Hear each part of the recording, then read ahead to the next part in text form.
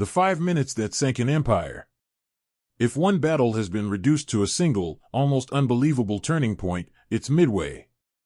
Not because Japan lacked courage or skill, but because, in a window so small you could time it with a cigarette, the Imperial Navy lost the war in the Pacific. The central riddle is this: why did Admiral Isoroku Yamamoto risk the crown jewels of Japan's fleet on a plan that depended on perfect timing, perfect secrecy, and perfect luck, right when American codebreakers were starting to see through him? By June 1942, Japan looked unstoppable. Pearl Harbor had shattered American confidence. The Philippines were falling. Singapore had collapsed. The Dutch East Indies were taken. And yet behind the victory parades, Japan faced a strategic problem it could not bomb into submission. The United States was not quitting. Yamamoto, commander of the combined fleet, believed he understood America better than many in Tokyo. He'd lived in the U.S., studied its industry, and feared its long-term strength. One interpretation is that Yamamoto never believed Japan could win a long war. He believed it could only win a short one, by shocking the U.S. into a negotiated peace. Midway, then, wasn't just another conquest. It was supposed to be the decisive trap, the high-stakes move that would destroy America's remaining carriers and force Washington to bargain. But then something even stranger happened. The trap was set, and the target already knew where the jaws were hidden. After Pearl Harbor, victory with a deadline. Pearl Harbor did not end American carrier power. It missed the carriers entirely. Enterprise, Lexington, Saratoga weren't in port. Japan still held a qualitative edge in early 1942, experienced pilots, superb torpedoes, and a fleet built around fast carrier strike. Yet Japan's grand strategy had a fatal constraint: industrial depth. America could replace ships and planes at a pace Japan could not match. Japanese planners knew this. They feared a drawn-out war of attrition. So they looked for a clean, decisive result: destroy U.S. carrier aviation early, secure a defensive perimeter, and then force a settlement. But the perimeter had a weak point: the Central Pacific. Midway Atoll sat like a small unsinkable aircraft carrier northwest of Hawaii. From Midway, American aircraft could threaten Japan's lines and provide a stepping stone for a future counteroffensive. From Japan's view, Midway also served as bait: attack it, and the U.S. Navy would come running. There was also psychological pressure after the Doolittle raid in April 1942, when American bombers struck Tokyo. The raid did little physical damage, but it humiliated Japan's leadership and revealed that the home islands were not untouchable. A mood hardened: extend the perimeter, eliminate the carrier threat, and prevent further raids. Midway became the answer to several problems at once: military, political, and emotional. That combination can be dangerous, because it pushes leaders toward gambles that feel necessary. Yamamoto versus Nagumo, the rivalry inside the plan. Midway was not simply Yamamoto's plan. It was a plan that had to pass through competing personalities, doctrines, and bureaucracies: the combined fleet, the Naval General Staff, and the Carrier Strike Force under Vice Admiral Chuchi Nagumo. Yamamoto wanted a decisive carrier battle. The Naval General Staff favored a more methodical expansion. Some wanted to focus south, others on the Indian Ocean, others on consolidating what Japan had already taken. Midway was the compromise: offensive expansion and a chance at decisive battle. But the compromise carried a hidden cost: complexity. The Midway operation involved multiple task forces spread over vast distances: carriers, battleships, invasion forces, and a separate thrust toward the Aleutians. The Aleutians move remains debated. Some historians view it as a diversion intended to confuse the Americans. Others argue it diluted Japanese strength and attention. Either way, it meant Japan was not concentrating everything at the true point of decision. Nagumo, meanwhile, was a skilled commander but cautious, trained in battleship-era thinking. Carrier warfare demanded quick decisions, fluid timing, and aggressive risk-taking, especially in the deck cycle problem: how you arm, spot, launch, recover, and rearm aircraft. The carriers were powerful, but the process was fragile. And hanging over it all was a psychological trap. Japan's early victories had created a sense that bold plans always worked. That confidence shaped Midway, perhaps more than any chart or intelligence report. Operation MI, a trap that needed perfect timing. The Midway plan, Operation MI, was designed like a mechanized ambush. First, Japanese carriers would strike Midway's airfields to neutralize land-based aircraft. Then the invasion force would take the atoll. When U.S. carriers rushed in to stop it, Japanese scouts would find them, and Nagumo's air groups would annihilate them. On paper, it was elegant. In practice, it demanded flawless execution across hundreds of miles of ocean. The biggest operational risks were 1. Scouting, finding the U.S. carriers first. 2. Communications, coordinating widely separated forces. 3. Surprise, keeping the plan secret long enough for the trap to spring. 4. Deck management, having the right weapons on the right planes at the right moment. Japan's carrier air groups were at the height of their skill, but they were also irreplaceable. Japanese pilot training was long and rigorous, losses could not be easily made up. A single bad day could do lasting damage. And yet, that was exactly the point. Yamamoto believed that only a decisive battle was worth the risk. Better to gamble the fleet now than slowly bleed out against American factories. The problem was that by mid-1942, the Americans had a weapon Yamamoto couldn't see from his bridge: signals intelligence. The decision point: Yamamoto risks Midway, as codes begin to crack. Here's the controversial hinge: why did Yamamoto proceed when American codebreaking was improving, and Japanese operational security was not perfect? The U.S. Navy's cryptanalysts at Station HYPO in Hawaii, famously associated with Commander Joseph Rochefort, had been working Japanese naval codes. The key question was what AF meant in Japanese messages. According to widely told accounts, the Americans sent a message from Midway, unsecured or lightly encoded, about a water shortage, then intercepted Japanese traffic noting that AF was short on water. That helped confirm that AF equals Midway.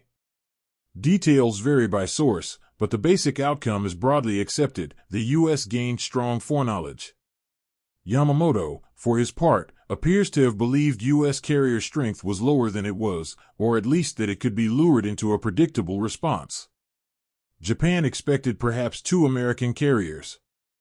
In reality, 3 would be there: Enterprise, Hornet, and the hastily repaired Yorktown. This is where the story becomes brutally simple. Yamamoto's decision relied on 3 assumptions. The Americans would be surprised. The Americans would arrive late or in predictable fashion. Japanese scouting would detect them early enough to arm and launch the correct strike. But the Americans weren't surprised. They were waiting. And that meant the burden of perfection fell entirely on Japan. Headquarters didn't call it treason, but you can feel the institutional shock afterward. The greatest naval plan of Japan's war had been built on secrecy, and secrecy had leaked away. The morning of June 4th, Nagumo's impossible choice. At dawn, Nagumo launched his first strike against Midway. Reports came back: the base wasn't neutralized, a second strike might be needed. While this happened, Nagumo's carriers were also preparing anti-ship strikes in case American ships appeared. Then came the moment every carrier commander dreads: conflicting demands at the worst possible time. Nagumo began rearming aircraft, switching between bombs for land targets and torpedoes/armor-piercing bombs for ships. This was not a quick swap. It meant moving ordnance, refueling, reshuffling aircraft on hangar decks, creating a period of maximum vulnerability. Meanwhile, Japanese scouting had problems. A delayed scout plane launch from a cruiser, often associated with Tone's floatplane delay, became infamous. The scout eventually reported American ships, but initially without clear carrier identification. That fog mattered. Nagumo hesitated, trying to confirm what was out there while also considering another Midway strike. Then American torpedo squadrons arrived first, brave, under-escorted, and largely slaughtered. Their attacks achieved little direct damage. But they forced Japanese fighters down low and pulled Japanese CAP, Combat Air Patrol, away from high altitude. They also disrupted Japanese deck operations. And then, what the world remembers as the 5 minutes, American dive bombers arrived from altitude when Japanese carriers were caught at peak vulnerability, fueled aircraft, armed ordnance, cluttered decks, and limited ability to maneuver while recovering and launching planes. Within a short span, 3 Japanese carriers, Akagi, Kaga, Soryu, were hit fatally. Hiryu fought on briefly and struck back, damaging Yorktown, but by day's end Hiryu would be lost too. The true cost of this decision was horrific. Japan lost 4 fleet carriers and a large portion of its elite naval aviators. The U.S. lost Yorktown, but its carrier arm survived, and its industry would replace losses faster than Japan could dream. The bill comes due. Pilots, not ships, were the real loss. The battle's immediate numbers, carriers sunk, planes lost, only tell half the story. The deeper loss was human capital, trained, veteran pilots, and deck crews. Japan's naval aviation had been built through a demanding pipeline. Those men had fought from Pearl Harbor through the Indian Ocean raids. They were the sharp edge of Japan's naval power. Losing them wasn't like losing equipment, it was like losing a language you couldn't quickly relearn.